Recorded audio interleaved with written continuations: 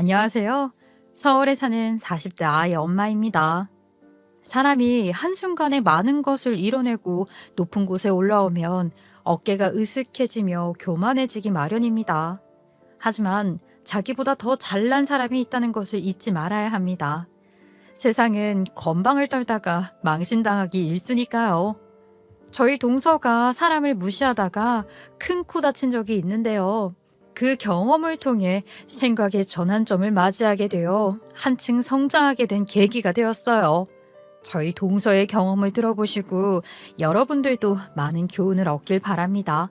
사건의 발달은 시동생이 결혼을 하면서부터였어요. 동서가 결혼한다고 시댁에 인사를 하러 오는 날, 저희 아이들도 함께 온 식구가 시댁에 갔죠. 아이들도 나이 많은 삼촌이 결혼을 하지 않았는데 어느 순간 예쁜 여자친구가 생겼다고 해서 많이들 궁금해했어요. 저희 부부도 부푼 마음을 안고 기대를 했던 것도 사실입니다. 약속 시간 수시간 전에 저는 시댁에 미리 가서 시어머님을 도와드렸어요. 사실 저희 시동생이 저희 시어머님 속을 많이 썩였거든요. 학창 시절부터 성인이 되고 난 후 지금까지도 한시도 어머님이 걱정을 내려놓지 못했었어요. 그런데 둘째 아들이 이제 아리따운 아가씨를 만나서 장가를 간다고 하니까 얼마나 기분이 좋으시겠어요? 어머님은 한상 거하게 차리려고 며칠 전부터 장을 봐오셨다고 하셨고요. 아무래도 손이 모자랄 것 같아서 제가 돕기로 자청을 했습니다. 그리고 약속된 시간이 되자 시동생과 여자친구가 함께 집에 왔고요. 시부모님께 인사를 드리고 밥을 맛있게 먹었어요. 밥을 먹으며 동서가 은근히 저에게 묻더군요. 형님은 일 안 하시죠? 원래는 무슨 일 하셨어요? 저는 말씀 들으셨겠지만 변호사입니다. 저는 그 당시 직장에서 일을 하고 있지 않았고 결혼 전에도 딱히 직업이라고 말할 수 있는 일을 하지 않았기 때문에 솔직하게 말했습니다. 나는 지금 일을 하지 않고요. 그전에도 직업이라고 말할 수 있는 일을 해본 적이 없어요. 그렇지만 뭐 부족하지 않게 살고 있고요. 그러시구나. 그럼 지금 외벌이세요? 아주버님은 무슨 일 하세요? 외벌이라고 말할 수 있지요. 우리 신랑은 그냥 회사 다니고 있어요. 혹시 대기업 다니세요? 지금 나이라면 꽤 오래 재직하셨겠어요. 대기업은 아니고 중소기업 다니고 있어요. 그런데 동서는 우리 집 직업에 관심이 많네요. 그냥 관심이죠. 가족이 될 사람인데 어떤 일을 하고 있다는 정도는 알고 있어야 하니까요. 대기업 아니면 생활이 힘들겠네요. 직업이 변변치 않은데 형님도 돈 버는 상황이 아니니까요. 이 집안에는 소위 말하는 잘 나가는 사람이 한 명도 없는 거네요. 동서는 자신의 직업을 자랑하듯 말했고요. 자기보다 좋지 않은 직업을 가지고 있지 않다고 생각을 했는지 저희를 무시하는 선을 넘는 발언을 했어요. 먼저 선을 넘었는데 제가 가만히 있으면 가만히로밖에 더 보이겠어요? 저도 참는 성격이 아니라 되받아쳤죠. 나이도 저보다 어린 게 틱틱거리는 게 못마땅해서 대우해주려고 쓴 존댓말도 안 하고 한마디 했습니다. 각자 생활하는 모습은 다른 거니까. 그럼 동서는 변호사 일은 할만해? 계속 승소하고 있고? 어머, 은근슬쩍 말을 넣으시네? 그렇죠. 혹시라도 소송할 일이 생기시면 저에게 연락 주세요. 대신 수임료는 준비해 주셔야 될 겁니다. 내가 나이가 한참 많잖아. 말 놓아도 되지 뭐. 이러면서 더 친근해지는 거 아니겠어? 예, 물론 그러시죠. 어차피 가족이 될 사이인데. 형님이 저한테 말 놓는 게 문제가 되진 않으니까요. 제 명함 드릴게요. 동서가 저에게 명함을 건넸는데 저도 알고 있는 꽤 유명한 로펌이었어요. 명함을 받고 동서를 한번 쓱 봤더니 자기가 좋은 직업을 가지고 있어서 의기양양하고 부러워해야 한다는 뉘앙스와 자신 스스로가 너무 기특해하는 그런 마음을 눈빛으로 보내고 있었습니다. 동서는 자기가 변호사인 게 그렇게 자랑스러운가 봐요. 자기가 변호사인 게 무슨 큰 벼슬을 얻은 것처럼 시댁 사람들이 무시했어요. 저뿐만 아니라 모든 시댁 식구들을요. 저희가 먼저 식사를 시작했고요. 어머님이 한 가지만 더 차려주신다고 계란을 깨던 상황이었어요. 아, 어머님, 음식 하실 때 위생에 좀 더 신경 쓰셔야겠어요. 그렇게 계란 깬 손으로 음식 하시면 세균이 다 묻는다고요. 이런 음식 저는 못 먹겠습니다. 예비동서는 어머님께 그렇게 말하고는 숟가락을 내려놓았어요. 아이고, 새아가 꼼꼼도 해라. 내가 그런 것은 몰랐네. 아이, 그래도 내가 새아가를 위해 맛있게 준비한 음식이니 한 술이라도 들어. 아까워서 어째? 아무리 배움이 짧으셨어도 기본적인 상식은 있으셔야 될 거 아니에요? 기본적인 상식도 없으시면 어떡해요? 아, 이런 분이 내 시어머니가 된다니. 제가 명색의 변호사인데. 그럼 이번에만 먹겠습니다. 다음에는 조심 좀 해주세요. 맛없는 건 참아도 더러운 건 못 참거든요. 동서, 그럼 먹지 마. 어머님 제가 다 먹을게요. 먹지 마, 동서. 시어머니에게까지 막말을 하는 동서는 쫄쫄 굶어봐야 정신을 차릴 것 같았어요. 아니, 잘난 척 무시하는 발언을 하는 동서를 보면서 입을 한 대 쳐주고 싶었죠. 옆에 앉은 도련님도 할 말이 많은 것 같은 표정이었지만 참고 있는 게 보였어요. 누구 하나 예비 동서를 질타하는 사람이 없어서 그 모습을 보는 제가 많이 답답했습니다. 어머님은 진땀을 삐질삐질 흘리셨고 남편도 동서될 사람을 노려보고 있을 뿐이었어요. 동서될 사람이 이렇게 막말을 하고 있는데도 불구하고 아무도 나서서 그의 입을 막으려고 하지 않았어요. 다들 참고만 있었죠. 진땀 흘리는 첫 인사 자리가 끝나고 집으로 갈 시간이 된 예비동서는 제 번호를 물었습니다. 형님이라고 불러도 되지요. 어차피 가족이 될 사이니까요. 그리고 번호도 알았겠다. 필요하면 연락드려도 되죠? 그래, 형님이라고 불러도 돼. 그런데 동서가 날 필요로 하는 일이 있을까? 혹시 모르는 일이니까요. 제가 허튼 연락은 잘 안 하고요. 필요하면 연락드릴게요. 그리고 결혼식까지는 뭐 가까이서 지켜보질 않았기 때문에 잘은 모르겠지만 잡음이 많이 있어 보였었지만 어머님이 뭐라고 하지 않고 그저 모든 걸 다 들어주시면서 결혼을 진행했습니다. 왜냐하면 한량이었던 둘째 아들이 늦게 취직을 한 상황이었고 어떻게 변호사를 알게 되었는지 변호사와 연애를 하고 결혼까지 한다고 하니까 모든 수모를 감수하면서라도 결혼을 시키고 싶어 하셨기 때문이에요. 네, 변호사라는 직업이 좋다는 거 저도 알고 저희 어머님도 알고 모두가 다 알죠. 근데 그건 다른 사람이 말해줘야지. 자기 스스로가 자기 잘났다고 하면 세상 꼴 사나운 일입니다. 어머님이 결혼 준비로 속상해하자 그 모습을 본 제 남편이 못마땅해 한마디 했습니다. 아이, 엄마, 무슨 결혼을 이렇게 무시당하면서까지 해. 너도 그래. 우리 가족 이렇게 무시받는데 이런 결혼을 꼭 해야겠냐? 아, 무슨 시댁인데도 어려움 모르고 선 넘는 말들을 그렇게 해. 살면서는 어쩌겠냐? 얘야, 그런 말 마라. 결혼만 하면 잘 살 텐데 이런 과정은 아무것도 아니야. 보통 이런 말 나오곤 해. 이 정도는 참을만 해. 너는 어떤데? 이 결혼 얻고 싶지 않아? 결혼해서도 결혼 생활이 정말 평화로울 것 같아. 아이, 그 사람은 그래도 내가 좋대. 둘이 있을 때는 잘해줘. 여기 올 때만 이래. 아이, 그래서 내가 그러지 말라고 했어. 엄마, 형, 미안해. 경고 단단히 줘. 알았지? 내가 두고 볼 거야. 나도 안 참을 거라고. 시동생은 명문대를 나왔지만 원하던 과가 아니어서 전공을 살리지 못했어요. 동서될 사람은 수도권에 있는 법대를 나왔죠. 동서네 집안은 좀 못 사는 편에 속하지만 딸을 아주 야무지게 키워서 떵떵거리며 사는 거고 저희 시댁은 자산가는 아니지만 집이 몇 채가 있어서 넉넉한 편입니다. 그렇게 잘난 척하는 동서가 저희 시동생이랑 결혼하는 이유는 더 좋은 집안도 많았지만 시집살이 하면서 기죽어 살기 싫다며 적당한 사람을 찾은 거래요. 적당한 집안에 적당한 학벌, 적당한 직업이지만 자기보다는 좀 떨어지는 사람을 찾은 거죠.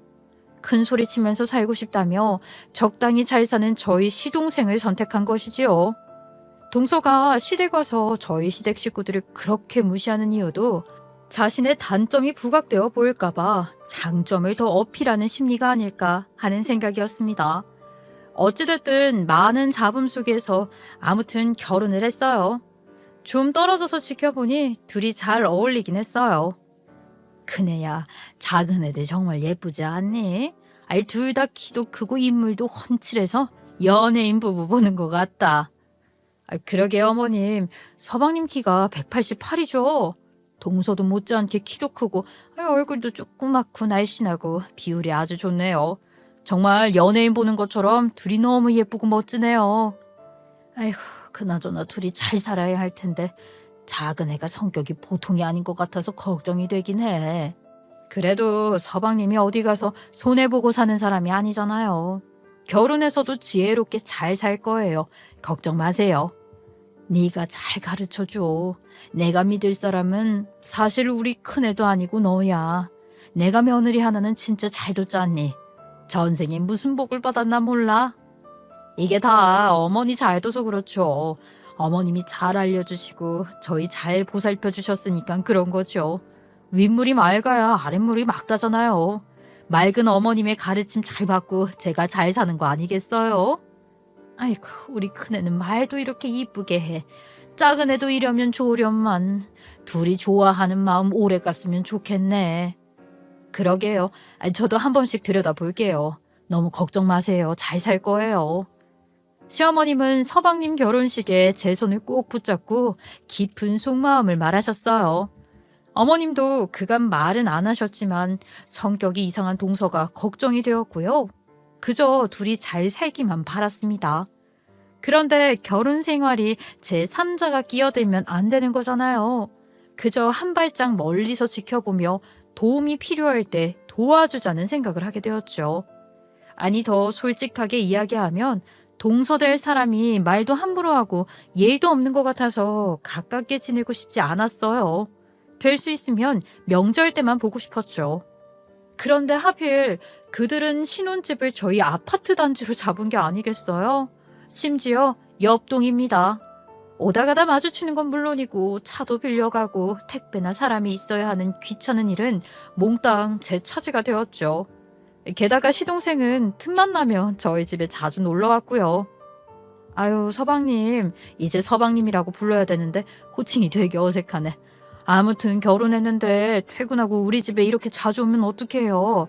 와이프가 안 기다려? 형수님, 와이프는 퇴근도 안 했어요. 맨날 야근에 야근, 철야에 야근이에요. 바빠서 외롭나 보다. 아이, 뭐 먹고 싶은 거 없어요? 내가 뭐 사줄게요. 그럼 치킨이요. 치킨 먹고 싶어요. 치맥해요. 오늘 불금이잖아요. 시동생과는 아주 친한 편이었어요. 저희가 결혼하기 전부터 시동생과 함께 밥도 먹고 영화도 보고 여행도 같이 다녔고요. 시동생이 군대에 있을 때 면회도 가고 꽤 가깝게 지냈습니다. 심지어 제 후배들 소개팅도 해줄 정도로 저도 시동생에게 애틋했고요. 시동생도 저희 부부를 잘 따랐어요. 결혼하고도 저희 집으로 자주 불러서 밥도 자주 먹었어요. 제가 애 낳고 애들 케어로 힘들어하면 시동생이 애들 데리고 키즈 카페 가서 하루 종일 놀다 온 날도 많았고요. 서로 도움을 주고받으며 진정한 가족으로 살고 있었습니다. 그날 밤 시동생이 저희 집으로 퇴근을 해서 치킨과 맥주를 먹고 있을 때였어요. 동서가 11시가 다 되어서 퇴근을 하게 되었죠. 서방님이 저희 집에 있으니 동서도 저희 집으로 오게 되었는데요. 그렇게 다 같이 야식을 먹게 되었습니다. 그런데 형님네는 무슨 돈이 있어서 이런 아파트에 살아요? 일반 회사원 월급으로는 안 될 텐데요. 저희 집이 소위 말하는 좋은 동네에 있고요. 그 동네 대장이라 불리는 주상복합 아파트입니다. 게다가 평수도 제일 큰 평수거든요. 동선에는 저희보다는 좀 작은 평수이고요. 여기 우리 부모님이 가지고 계신 집이었어. 우리 부모님은 여기 분양할 때 산 거고. 분양가는 지금 가격보다는 훨씬 쌌죠. 쌀 때 들어왔구나. 그래서 그런 거구나. 아니, 뭐가 그래서 그런가 보다야. 여기 분양가 그래도 다른 아파트 가격보다 비쌌는데 지금도 그렇고. 좋은 집에 살고 싶어서 부모님 찬스를 여기서 사는 거 아니에요? 자신의 능력으로는 안 되고요. 아이, 동서, 그 말이 좀 심한 거 같지 않아? 지금 우리 무시하는 거야? 우리가 그렇게 돈이 없어 보여? 어머, 직업도 없다면서요. 아주버님도 중소기업 다니시고요. 형님도 보니까 뭐 하루 종일 집에만 있으시는 것 같은데, 돈을 안 버는데 어떻게 돈이 생겨요? 안 그래요? 보이는 게 전부가 아니란다, 동서야. 동서가 우리 부부를 어떻게 보는지 대충 알겠는데 그게 전부만은 아니라는 것을 알아뒀으면 좋겠어. 아니, 저도 의아해서 그래요, 의아해서. 아니, 돈은 별로 못 버는 것 같은데 이렇게 좋은 집에 살고 하고 다니는 건 전혀 비싼 걸로 치장하고 다니지 않는데 무슨 돈이 있어서 여기에 사나 싶은 거죠. 그럼 좀 예의 있게 물어봐. 동서는 말끝마다 사람을 무시하더라. 우리가 손윗 사람이라는 건 알고 있지. 손윗 사람이 아니더라도 이런 질문은 최대한 예의를 갖춰서 물어봐야 하는 거야. 알았어? 예의 없게 구는 동서랑 이날 아주 되판 싸웠어요. 저도 그날 싸가지 없게 말하는 동서한테 눈이 뒤집혀서 애들이 보든 안 보든 신경도 안 쓰고 동서한테 퍼 부었습니다. 그런데 동서도 제 말에 한 번도 쉬지 않고 계속 말대꾸라는 거예요. 두 형제가 동서와 저를 말리느라 진땀을 쏙 뺐었습니다. 아니, 자기가 좋은 직업을 가지고 있고 돈을 잘 번다는 생각에 자신의 단점인 집안이 없다는 것을 이런 식으로 합리화시키며 다른 사람들을 까내리고 있는 거잖아요. 더 이상 말 섞기가 싫어서 동서한테 말 조심하라고 하고 돌려보냈습니다. 며칠 후 동서한테 전화가 왔어요. 그때 저한테 무례하게 했던 언행에 대해 사과를 하고 싶다며 자기 회사 근처에서 식사를 대접하고 싶다고요. 저도 아랫사람이 이렇게 나오는데 제 기분 나쁜 감정 고집 부리는 것보단 한 번은 넘어가 주자는 심정으로 나갔습니다. 아주 비싸고 고급진 식당으로 예약을 해뒀더군요. 식사뿐만 아니라 사과의 의미로 선물도 준비해뒀더군요. 형님, 그때는 죄송했어요. 제가 좀 선을 넘은 것 같았어요. 정말 죄송해요. 이번 한 번은 봐주세요. 그래, 이번 한 번은 봐줄게. 다시는 그러지 않았으면 좋겠어. 이렇게 먼저 사과해주니 나도 마음은 풀게. 그런데 동서, 왜 이렇게 적대적으로 나오는 거야? 네, 맞아요. 제가 좀 그렇게 대한 건 맞아요. 사실은 친구들이 저보다 먼저 결혼을 했는데요. 시자들하고는 친하게 지내지 말라고 하더라고요. 친하게 지내도 결국에 시자라서 흠이 될 거라고요. 이왕이면 처음부터 못 건들게 세게 나가라고요. 그래, 그런 경우도 있지만 우리 시댁은 안 그래. 그러니까 그런 우려는 그만두고 우리 좀 잘 지내보자. 내가 많이 도와줄게. 형님이 있으니 든든하네요. 친구들은 형님들하고도 어찌나 사이가 다들 안 좋은지 저에게 조심하라고 신신당부를 했거든요. 제가 형님을 겪어보지도 않고 만행을 저질렀네요. 죄송하고 감사해요. 그렇게 동서와 안 좋은 감정을 풀고 오해도 풀게 되었죠. 좋게 마무리 지어서 그 후 별탈 없이 잘 지냈습니다. 그런데 며칠 후 동서한테서 전화가 왔어요. 형님, 혹시 집이세요? 제가 정말 급한데 형님밖에 생각이 안 나서요. 나 집인데 무슨 일인데 그렇게 숨을 헐떡거려. 무슨 일이야, 말해봐. 정말 죄송한데요. 제가 저희 집에 서류를 놔두고 왔는데 그것 좀 가져다 주실 수 있으세요? 남편도 출근해서 부탁할 사람이 없어요. 그래, 그러지 뭐. 서류가 집 어디에 있어? 어떤 서류인지 자세히 말해봐. 그리고 어디로 가면 돼? 그렇게 동서의 부탁을 한번 들어주었어요. 얼마 전에 저희 부부가 모임이 있어서 시동생과 동서에게 우리 애들을 또 맡긴 적이 있었거든요. 뭐 그때 여러 가지 물질적으로 마음을 갖긴 했지만 한 동네에 살면서 이런 부탁은 들어줄 수 있었고 동서가 일하는 로펌도 제가 알고 있는 곳이긴 했거든요. 일하는 동서가 얼마나 지금 급할지 생각해서 때마침 제가 집에 있고 하니 동서의 부탁을 들어주었습니다. 동서, 나와 있었구나. 이 서류 맞지? 정신을 어디다 빼놓고 다녀. 어서 들어가 봐. 형님, 감사합니다. 제가 원래 이런 실수도 안 하고 이런 부탁도 안 한 사람인데 퀵서비스 사람을 집안에 들이기가 좀 그래서요. 정말 감사합니다. 아유, 아니야. 내가 다행히 집에 있었으니까 도와줄 수 있었지. 정말 다행이야. 그럼 들어가서 어서 일 봐. 동서는 뒤돌아서 사무실로 들어가려고 하다가 다시 발길을 저에게 돌렸어요. 그리곤 황당한 제안을 했습니다. 형님, 그러지 마시고 혹시 저희 회사에서 일해보시는 건 어떠세요? 저희 회사에서 제 담당 송무 직원이 있는데 그만뒀거든요.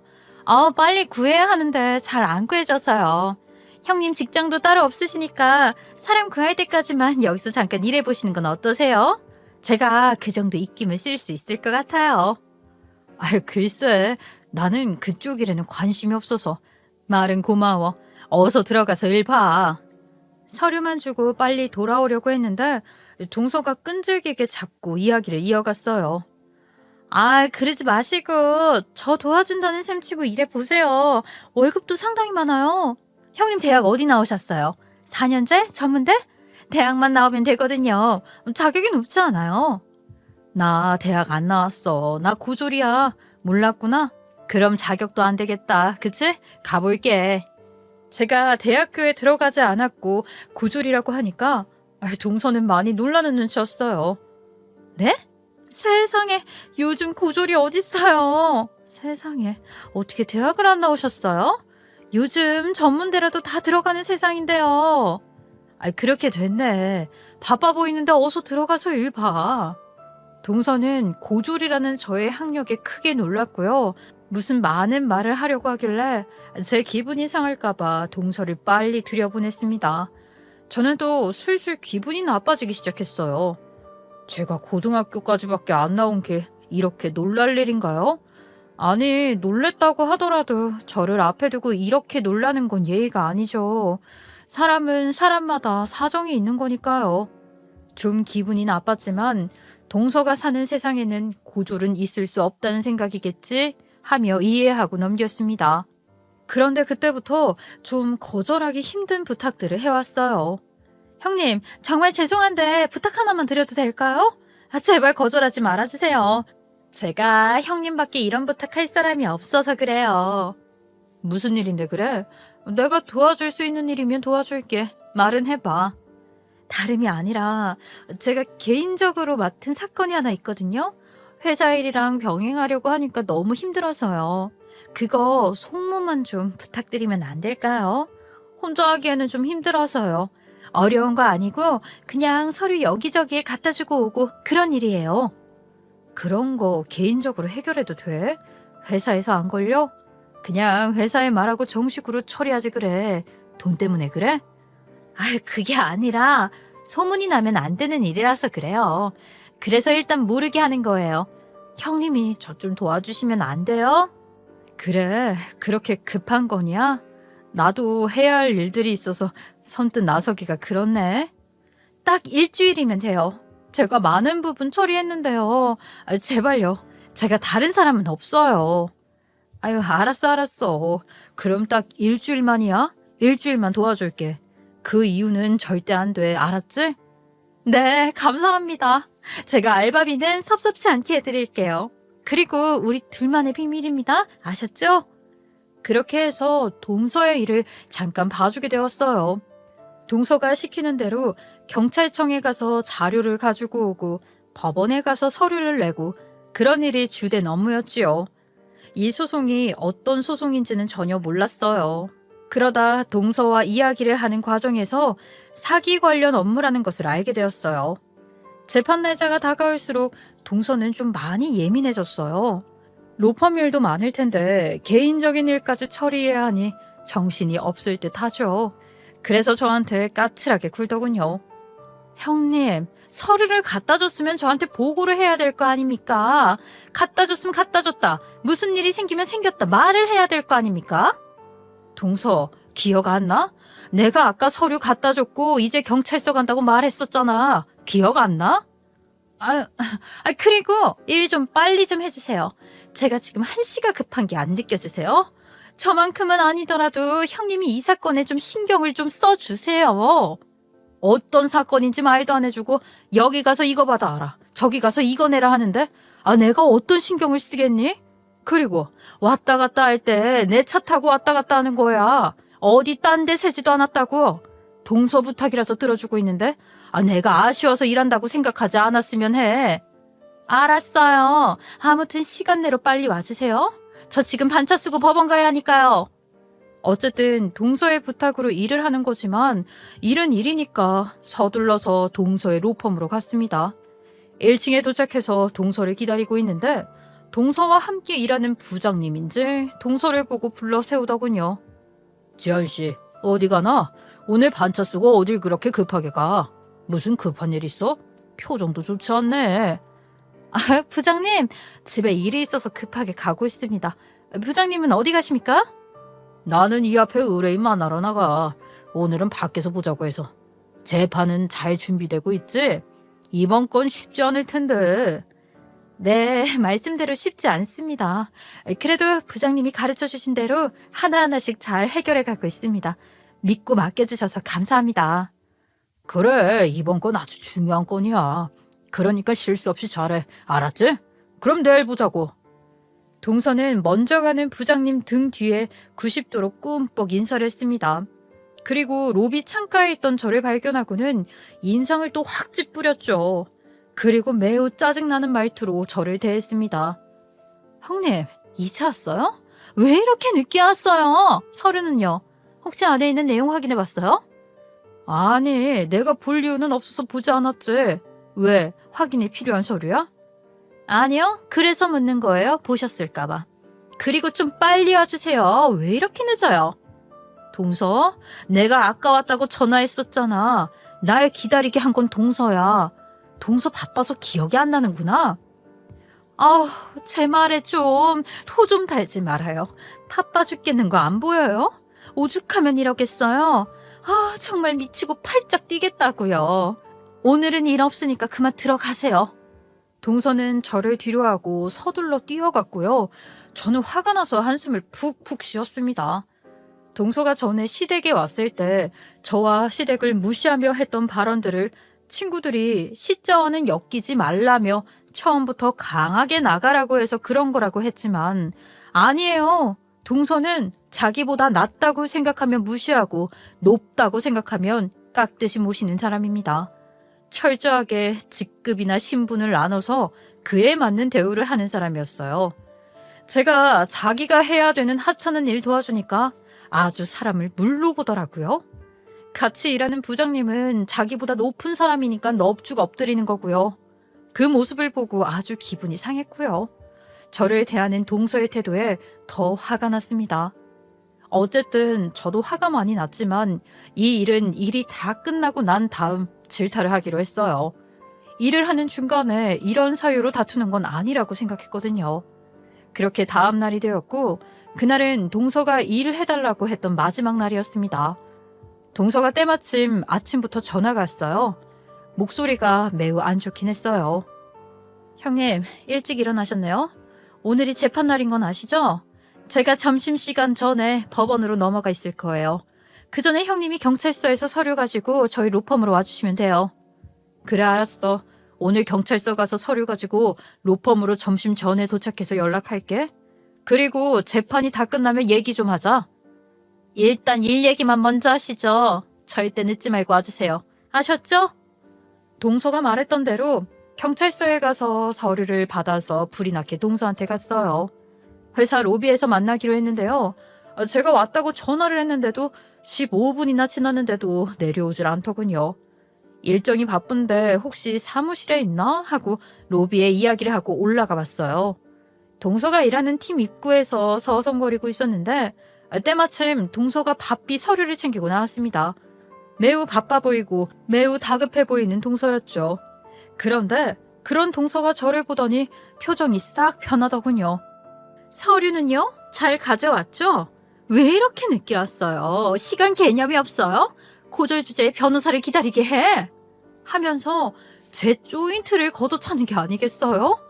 심지어 그날 치마를 입고 스타킹을 신었는데 아픈 것도 아픈 거지만 제 스타킹에 동서 신발 자국이 묻어 있었어요. 저도 참지 않고 말했습니다. 너 이게 무슨 짓이야? 내가 기다리게 한 게 아니라 네가 늦게 온 거잖아. 네가 하도 안 와서 내가 여기까지 올라온 거고. 돈도 못 벌고 행동도 느리고 도대체 어디에 쓸모가 있냐? 학교를 안 나와서 그런가? 쓸모없는 인간? 야, 너 말 다 했어? 자기가 잘못해놓고 왜 나한테 화풀이인데? 야, 너 거기 서라고? 동서는 소리를 지르는 저를 아랑곳하지 않고 힐끗 보더니 엘리베이터 앞으로 다가섰고요. 저는 화가 나서 동서에게 소리를 지르며 다가가려고 하는 순간 사무실 안에서 무슨 일인가 싶은 로펌 대표가 나와 절 보았습니다. 김 대표님 아니신가요? 여긴 어쩐 일로 오셨어요? 귀한 발걸음 해주셨네요. 혹시 무슨 소송할 일이 있습니까? 그러게요. 소송을 해볼까 봐요. 제가 지금 누구한테 맞았는데요. 가벼운 찰가상도 소송되죠? 그럼요, 대표님. 많이 다치시진 않으셨어요. 어떻게 무슨 일이 있으신 거예요? 제가 감정이 주체할 수 없어서 동서를 딱 노려보고 있는 그때 동서가 로펌 대표한테 한 걸음에 다가와 인사를 꾸벅하고 저에 대해서 묻더군요. 네? 김 대표님? 저희 형님이 김 대표라니요. 대표님은 저희 형님을 어떻게 아세요? 뭐? 자네 형님이라고? 그때 결혼식을 못 갔는데 그 동서지간이구만. 동서가 바빠서 일단은 거기까지 말을 듣고 바쁘게 갔는데요. 저는 이참에 동서에게 저를 확실히 알릴 필요가 있다고 생각해 다음날 일부러 로펌 대표실로 찾아갔습니다. 그리고 대표와 차를 마시면서 일하고 있던 동서를 불렀어요. 최변, 아주 훌륭한 형님을 뒀네. 형님 되시는 분이 우리 로펌 VIP인 거 알지? VIP요? 몰랐는데요. 저희 형님이 정말 VIP가 맞으세요? 아니, 저희 형님 직업도 없으신데 어떻게 VIP가 될 수 있죠? 자네 몰랐나? 이분이 바로 그 유명한 고등학생 때부터 다양한 재테크로 돈을 버신 분 아니신가? 잡지 인터뷰도 몇 번 하셨다고 해서 소개도 되었는데 몰랐나? 동서는 제 존재를 알고 크게 나자빠졌어요. 저는 사실 고등학생 때 적은 돈으로 여러 가지 재테크를 한 사람입니다. 그땐 소소하게 용돈을 더 벌자는 생각으로 시작을 했는데요. 재테크 공부를 하면 할수록 길이 보이고 돈이 보여서 참 많은 매력을 느꼈어요.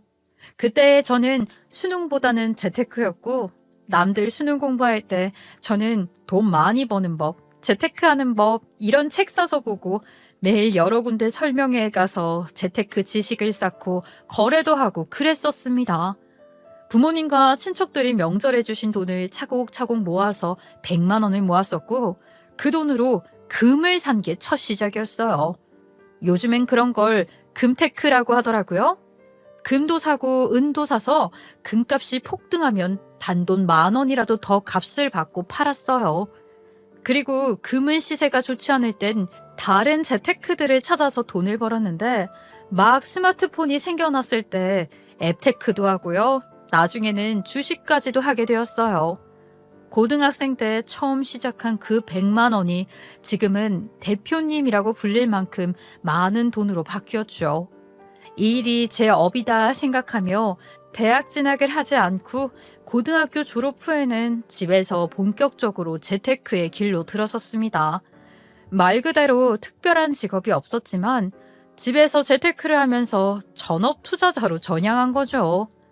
그래도 일반 직장인들보다 훨씬 더 많은 돈을 벌어들였습니다. 그리고 어느 정도 돈이 많이 모였을 때는 다른 시각이 생기기 시작했어요. 현재는 돈을 더 불릴 생각으로 매각되는 회사를 인수하는 일을 하고 있어요. 사업자를 내서 운영을 하기에 동서의 로펌 대표도 제가 대표라는 호칭을 쓴 겁니다. 그런데 막상 이 일을 해보니 관리하는 것이 힘들어서 여기 로펌을 많이 애용하게 되면서 제가 이 로펌의 VIP가 된 거죠. 사실 동서가 이 로펌에 다닌다고 했을 때 로펌 이름을 듣고 매우 반가웠지만 이 로펌을 잘 알고 있다는 말은 하지 않았어요. 저는 원래 이런 거 내색을 잘 하지 않는 성격이기도 하고 돈 벌 때도 혼자 조용히 벌었던 스타일이었거든요. 하지만 어느 순간 이런 일을 하면서 제가 뒤통수를 맞는 일이 생기게 되어서 그만두었어요. 원래 제가 굉장히 조심스러운 성격이고 사람도 믿는 사람한테만 제 마음을 내주는데 제가 마음을 내준 사람이 제 뒤통수를 치면서 재테크고 뭐고 돈이고 뭐고 정내미가 다 떨어져서 지금은 있는 돈만이라도 잘 관리하자며 많은 것을 내려놓고 평범하게 살고 있었거든요. 그러니 이런 내막을 전혀 모르고 있던 동서는 대번에 아차 싶었는지 제 눈치를 살살 보더군요. 어머머, 어머, 저는 형님이 이런 분일 줄은 몰랐어요. 정말 대단한 사람이시네요. 이런 사실도 모르고 제가 그동안 너무 무지했네요. 죄송합니다. 그래, 최변. 보통 형님이 아니야. 이렇게 재산이 많으신데도 얼마나 소박하신데. 명품 하나도 없으시고 다 시장표 입으신다니까. 정말 소탈하신 분이야. 별점이 많다고. 그러니까 깍듯이 모셔. 알았지? 시키지도 않았는데 대표가 저를 축혀 세워주었어요. 그때부터 동서가 어려운 사람 대하듯 예의 바르게 행동했죠. 로펌에서 나와 집에 가려는데 동서가 전화를 했어요. 점심 같이 먹자고요. 알았다고 했죠. 동서는 전에 저와 갔던 고급 음식점으로 다시 데려갔어요. 그러더니만 계속 제 눈치를 보길래 제가 먼저 말을 뗐죠. 내 존재를 알고 나서부터 좀 달라진 것 같네. 그럴 거 없어. 나는 여전히 예전의 나야. 동서 형님이라고. 그냥 형님이 아니시잖아요. 이렇게 대단하신 분일 줄은 몰랐어요. 아니, 어떻게 이렇게 속이신 거예요? 속이다니. 내가 말을 안 한 거지? 내가 뭐 동서처럼 나 잘났어요 하고 떠들고 다닌 사람인가? 나는 동서처럼 오만방자한 사람이 아니라 겸손한 사람이라서 티를 안 낸 거야. 그러니까 동서도 겉모습만 보고 사람들 낯잡아 보지 말라고. 죄송해요, 형님. 저는 형님한테 그런 말 들어도 싸요. 제가 너무 거만했어요. 그나저나 왜 이런 말을 안 하세요? 내가 쌓아온 내 자랑거리인데요. 돈 많다고 자랑하고 다니면 못 쓴다고. 그리고 자기가 자기 자랑하는 거 아니야. 남이 내 자랑을 해주는 거지. 내가 내 자랑하는 것만큼 꼴 사나운 것도 없어. 저는 그렇지 못해요. 제가 잘한 거 다 떠벌리고 다니는 스타일이거든요. 제가 형님이라면 세상 사람들한테 자랑하고 다니겠어요. 못하러. 나보다 돈 많은 사람들이 얼마나 많은데 그 사람들이 나를 보면 비웃지 않겠어? 사람은 겸손해야 돼. 내가 많은 것을 가졌다고 생각하겠지만 항상 나보다 잘난 사람은 있기 마련이거든. 그럼 그 돈을 팍팍 쓰시기라도 하시지. 왜 이러고 다니시는 거예요? 형님이 명품이라도 턱턱 걸치고 다니시면 저도 이렇게까지는 안 했죠. 아이고, 관심 없어. 남들한테 내가 어떻게 보여지는 거? 나 하나도 관심 없어. 명품 사서 모시고 살 바엔 내가 편한 것들 사서 입고 쓰는 게 나아. 그리고 나는 돈 버는 이유가 명품 사고 좋은 차 타려고 돈을 벌었던 게 아니라 그냥 돈 버는 행위가 즐거워서 벌었던 거야. 그게 내가 사는 방식이야. 형님께 의외의 것을 많이 배우게 돼요. 제가 그동안 한 행동 정말 꼴사나웠죠. 당연히 꼴사나웠지. 나 솔직히 동서한테 오늘 한마디 하려고 했어. 그래, 재판 앞두고 까칠해 줄 수 있어. 그런데 그걸 다 퍼부으면 누가 동서 곁에 있겠니? 동서 송무 담당하던 직원이 떠난 이유도 이런 것 때문 아니야? 그 성격 좀 고쳐. 그리고 내 다리 발로 찬 거? 내가 동서 소송할 수 있는 소송감인 거 알지? 법조인이 이러면 안 되지. 동서는 자세를 고치더니 저를 향해 무릎까지 꿇었습니다. 형님, 정말 죄송해요. 제가 그때 너무 예민해져 있어서 형님께 함부로 대했어요. 정말 죄송해요. 무릎을 꿇고 눈물까지 뚝뚝 흘리는 동서의 사과에 진정성이 느껴져서 이번에도 용서해 주기로 했어요.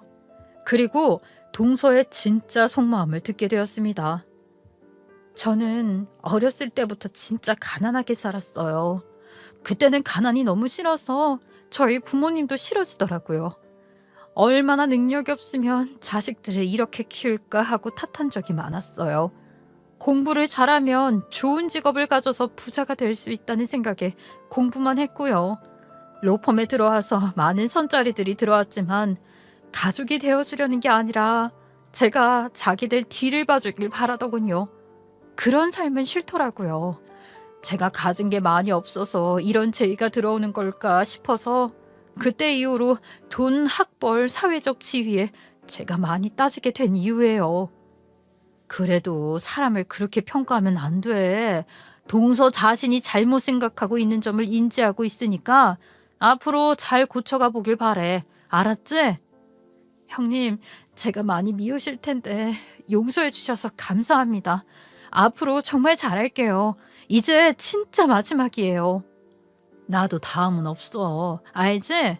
지난 일은 잊어줄 테니까 앞으로 잘해. 알았지? 그렇게 또 한 번 동서를 이해해 주었고 용서해 주었습니다. 그 후부터는 동서가 다른 사람이라고 생각이 들 만큼 시댁에 잘했고요. 저희 부부한테도 잘했어요. 시댁에 와서 어머님과 요리를 같이 하는 것뿐만 아니라 안마도 하면서 오순도순 이야기를 나눴고요. 동서가 일찍 끝나는 날 동서네 집으로 저희를 초대해 치킨 파티를 벌이기도 했습니다. 행복은 많은 돈이 필요한 게 아니잖아요. 그저 저녁 한 끼, 치킨 한 마리 정도의 웃음꽃을 필 수 있으니까요. 그런데 얼마 안 가 일이 터졌어요. 동서가 혼자서 준비했던 소송이 바로 자기 어머니의 소송이었어요. 동서 어머니가 딸이 변호사라며 사람들한테 돈을 여기저기서 많이 빌렸나 봐요. 그런데 동서 어머님은 그 돈을 빌린 게 아니라 사람들이 자기한테 그냥 준 거라고 우기시는 상황이었던 거예요. 사람들은 그 돈을 왜 그냥 줬겠냐며 황당해하다가 하도 말이 통하지 않으니 소송을 한 거였습니다. 이런 사연에서 재판을 했으니 당연히 질만두요. 결국 재판에서 져서 돈을 다 물어줘야 되는 상황이 되었고 회사에서도 이런 소송을 회사에 알리지 않고 혼자 처리했던 게 알려지게 되어서 동서가 회사에서 매우 안 좋은 위치에 서게 되었다고 해요. 아니, 일을 왜 이렇게까지 끌고 간 거야? 이런 일이라면 그냥 회사에 말을 하지 그랬어. 회사에 소문이 날까봐 그랬죠. 소문은 정말 빠르잖아요. 누가 누구 변호 맡았다고 하는 것도 다 아는 판에 저희 집 얘기라고 하면 저 쪽팔려서 못 살아요. 그렇게 소문이 빨리 나는 상황에서 재판까지 열렸는데 안 들킬 거라고 생각했어. 어째 하나는 알고 둘은 몰라. 잘하면 안 들킬 수 있을 거라 생각했어요. 저 어떡해요. 형님이 좀 도와주시면 안 될까요? 내가? 내가 무슨 힘이 있어서 도와주니? 그 로펌에 다니지도 않고 내가 변호사도 아닌데. 형님 말 한마디면 돼요. 저희 대표님께 전화 한 통만 해주세요. 네? 내가 뭐라고 대표님이 내 말을 들어줘. 일단 해보긴 하겠는데 기대는 하지 마. 다행히 제가 말을 잘해서 동서가 로펌에서 잘리지는 않았지만 입장이 아주 난처해지긴 했어요. 일단 근무 계약을 어긴 것이기 때문에 징계를 받게 되었는데요. 감봉 외에 여러 가지 징계를 받게 되었다고 합니다. 저희 동서도 참 바보 같죠. 어떻게 안 들킬 거라 생각을 했죠. 차라리 다른 변호사한테 맡으라고 하지 왜 이런 짓을 벌였는지 이해가 안 갔습니다. 그리고 동서는 저한테 돈까지 빌리려고 했어요. 형님, 정말 죄송해요. 엄마가 채권자들이 말하는 돈을 줘야 되긴 하는데 저희가 돈이 없어서요. 돈을 좀 빌려주실 수 있을까요? 그 정도는 동서 능력으로 어떻게 안 돼? 대출 받으면 되잖아. 대출도 안 되는 거야? 여기 아파트 들어오려고 영혼까지 끌어모았던 터라 돈을 만들 구멍이 하나도 없어요. 형님, 정말 부탁드려요. 제가 이 은혜는 잊지 않을게요. 물론 제게는 여유 자금이 있었지만 돈은 빌려주지 않았어요. 동서도 제 선택에 따를 수밖에 없었죠. 동서의 형편도 이해가 가지만 저한테 과거에 했던 짓들이 있으니 더 이상 부탁을 하지는 않더라고요. 동서, 미안한데 돈은 가족끼리도 빌려주는 거 아니야. 돈 때문에 가족의 연을 끊을 수도 없는 노릇이잖아. 내가 하는 말 무슨 말인지 알 거야. 동서 똑똑하니까. 그러니까 사람은 정직해야 해. 아무튼 사람 겉모습만 직업으로만 보면 안 된다는 거 이번 일로 하나 배웠길 바라. 그렇게 동서는 본인이 살던 집을 처분했어요. 본인 능력에 맞지 않은 집이니 당연히 팔아야지 어떡하겠어요. 시댁에 괜히 강한 척, 센 척했던 동서는 이제 온데간데 없어지고 자신의 위치를 알고 난 후 겸손해졌어요. 자기보다 잘난 사람이 많다는 것을 느꼈고 사실 자기도 별 볼 일 없다는 것을 깨닫게 된 거죠. 하지만 타고난 나만의 강점도 있고 남들과 비교해서 더 가진 것이 분명 있잖아요. 여러분들도 그런 부분들을 한 번씩 생각해 보며 자존감도 높이고 자생력도 높여보길 바랍니다. 그리고 자신에게 주어진 세상을 향해 열심히 노력해 가길 바랄게요. 저의 이야기는 여기까지입니다. 바람이 많이 차요. 마음도 몸도 따뜻한 하루 보내셨으면 합니다. 제 긴 이야기 들어주셔서 감사합니다.